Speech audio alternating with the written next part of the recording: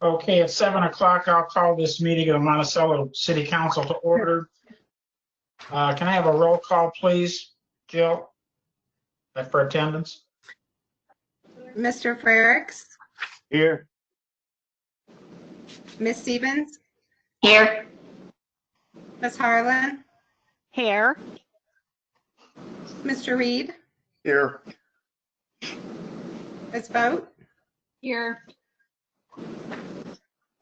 Mr. Brock is absent, Mr. Burris, Here. and Mr. Coon. Here. We have a quorum. Thank you very much. Next item on the agenda is public participation. This is an opportunity for the public to provide public comment to the presiding officer, the mayor. At this time, members of the public are able to attend public meetings by web conference and submit public comment by email, voicemail, or through web conference. Public comments must comply with all adopted rules and be limited to 5 minutes or less. The city clerk will arrange to have one email or voicemail per person presented for up to 5 minutes each. Web conference participants should ask to be recognized for public comment by using the chat function on this link. Access to City Hall and council chambers will not be permitted. Please provide any comments in one of the available means listed above. Is there anyone seeking to make public comment?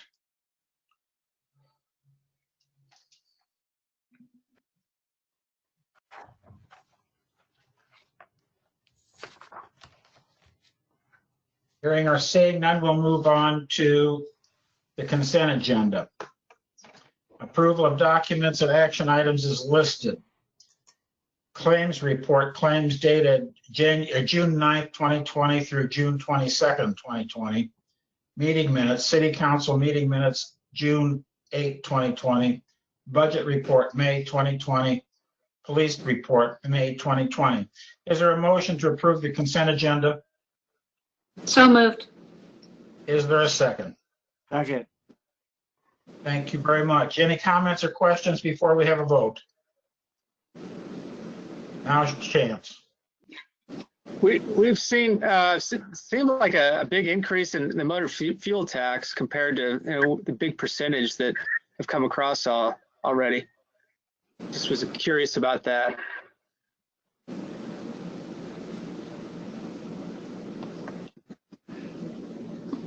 Gary, can you respond? About the percentage of motor fuel tax? Yes. Yeah, Alderman Kuhn, there was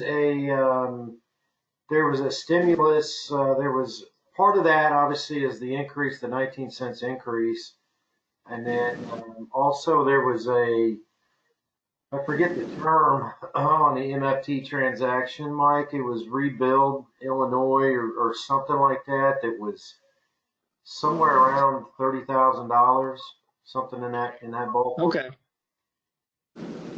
I just figured we're in good shape on that line item. Yeah. Anyone else have a comment or question? Hearing or seeing none, Jill, would you call the roll? Mr. Frericks, Yes, ma'am. Miss Stevens, Yes. Miss Harlan, Yes. Mr. Reed, Yes. Miss Vogt, Yes. Mr. Burris, Yes. and Mr. Coon. Yes. Motion passes.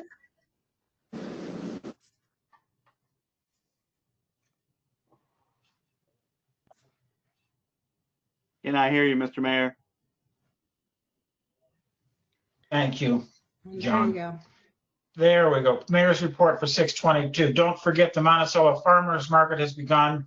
It's Thursdays from 3 p.m. to 6 p.m. on North State Street by the Monticello Community Building. Also, please consider supporting your local restaurants. We have 22, you know. They have had a lot of operational changes thrown at them these last few weeks, many of which hinge upon things they cannot control. Looked like we had a fantastic crowd up at the restaurants last Friday night. It's good to see so many people out and about. That's the end of my report. New business. Resolution 2020-30, general maintenance under the Illinois Highway Code Oil and Chip Program. Mr. Summers. Thank you, Mr. Mayor. The attached resolution is required by the Illinois Department of Transportation. The resolution officially requests IDOT to appropriate motor fuel tax funds in the specified amount of $100,000 for our annual seal coat oil and chip operations.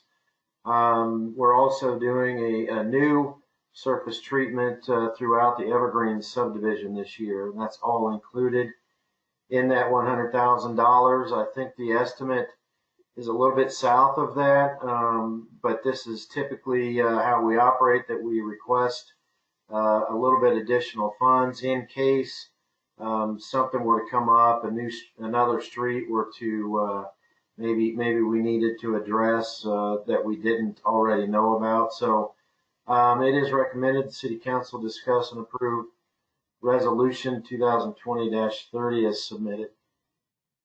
Thank you, Terry. Is there a motion to approve Resolution 2020-30, general maintenance under the Illinois Highway Code Oil and Chip Program? So moved. Is there a second? Second. Thank you. Any comments or questions before we vote? Any comments or questions?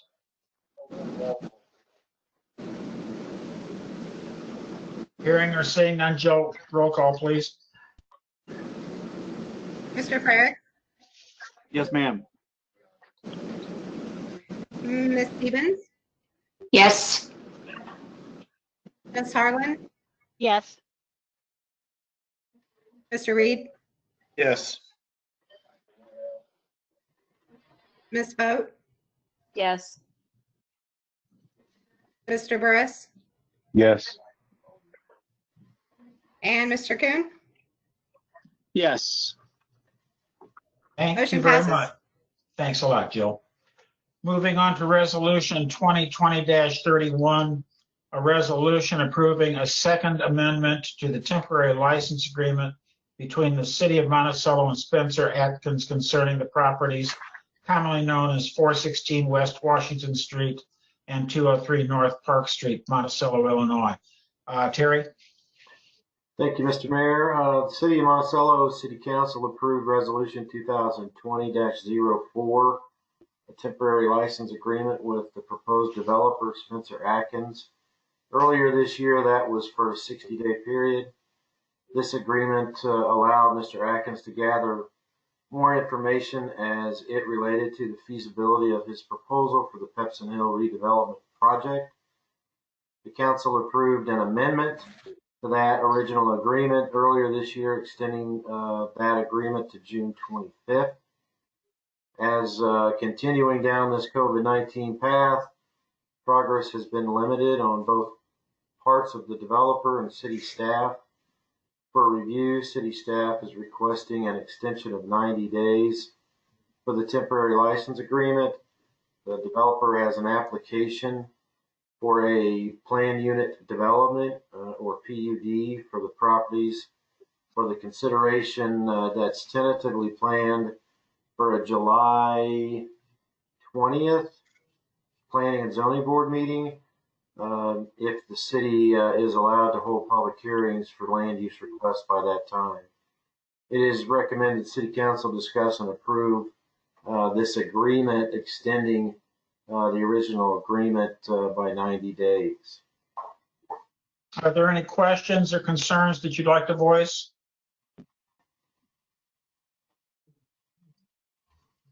Don't all talk at once. Hearing or seeing none, is there a motion to approve Resolution 2020-31, a resolution approving a second amendment? So moved, Tom. Thank you, Tom. Is there a second? Second. Pam. Thank you, Pam. Any comments, questions? One more time. Hearing or seeing none, Jill, can we have a roll call? Mr. Frericks, Yes, ma'am. Ms. Stevens, Yes. Ms. Harlan, Yes. Mr. Reed, Yes. Ms. Boat, Yes. Mr. Burris, Yes. and Mr. Kuhn. Yes. Motion Thank you very passes. much. Thanks a lot. Moving on to the next item on the agenda, Alderwomen's reports. Tammy? Nothing tonight, Mr. Mayor. Thank you, Mary. Nothing tonight. Pam? Nothing from me. Tom Reed? Nothing.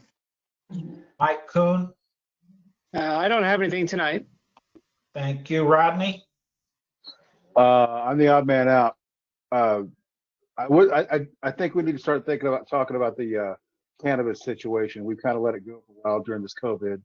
We probably need to touch base about that before too much longer. That is all. Terry and I talked about that earlier, later, last part of last week. So we are going to get something out here fairly soon. Okay. John Frericks? Yeah, I just want to kind of echo, Mayor, what you did say about Friday night music on Main.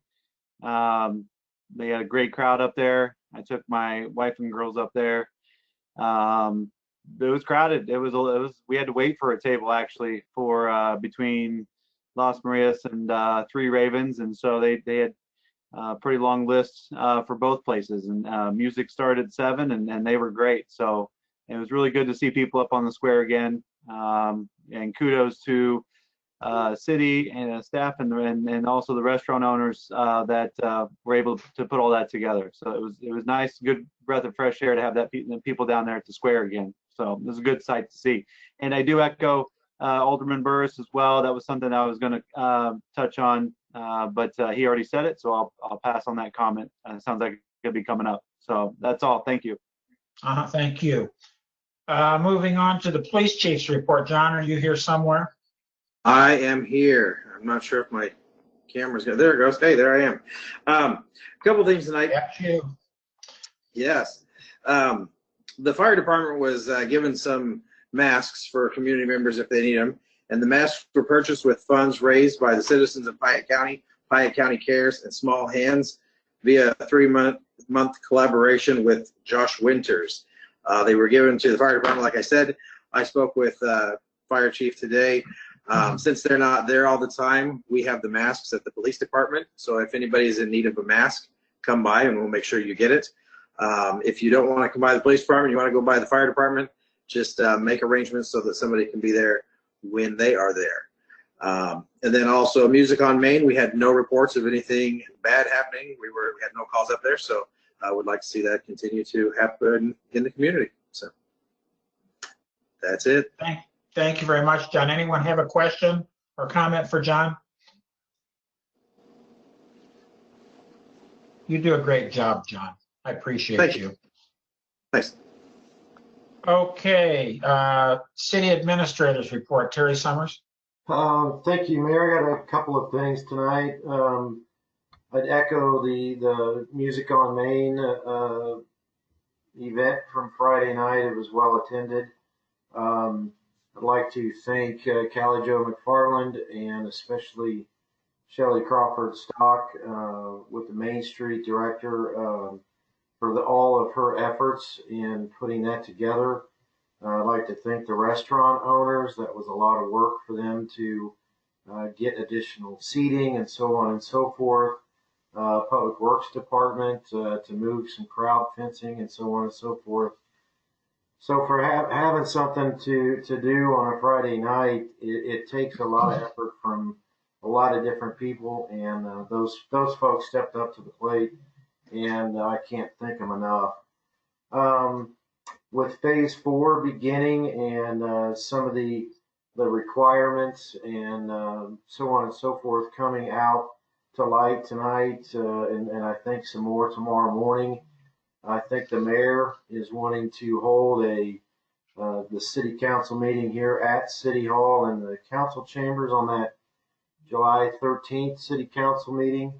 That's, by the way, that's a 3-week hiatus before we meet again. The attorneys have sent me a rough draft on the yard nuisance ordinance and section 93 of the municipal code amendments.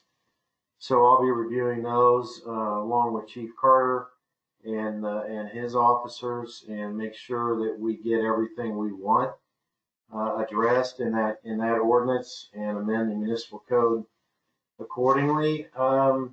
And then Planning and Zoning Board, they're planning on meeting July 20th. So I spoke a little bit ago about the Pepsin Hill planned unit development. I believe there's a sign situation or a sign variance maybe at Sage Woods. The Planning and Zoning Board will hear, and there might be 1 or 2 other things. So PZB meeting will be 3 or 4 things on it, and you guys will see those on July 27th city council meeting. That's all I have tonight. Thank Barry, you. I have Any a question. questions? Yeah, go ahead. What's the signage issue for Sage Woods? Can you elaborate? Oh, they're wanting to put a sign in, John, and I think it might be a little bit larger than the maximum square footage for that zone. Where are they wanting to put the sign? Out near Medical Center Drive. Okay. Bigger than the one they have right now? I couldn't tell you. Because I know they have a sign, a 4 foot by 8 foot sign, I think up on 4 by 4 stilts. Currently right there as you get, off of Medical Center Drive there on the right where Sage Woods begins. Is that the sign that's in question? I only asked because I might be talking to one of the builders Wednesday morning, so I just was curious. Yeah, I think that's a temporary sign. I think this would be a permanent structure. Okay, 10-4. Thank you. Mm-hmm. Anyone else? Hearing or seeing none, is there a motion to adjourn? So moved. Is there a second? Second. All in favor, aye. Aye. Any opposed, no. Thank you very much. See you in 3 weeks in the city council chambers.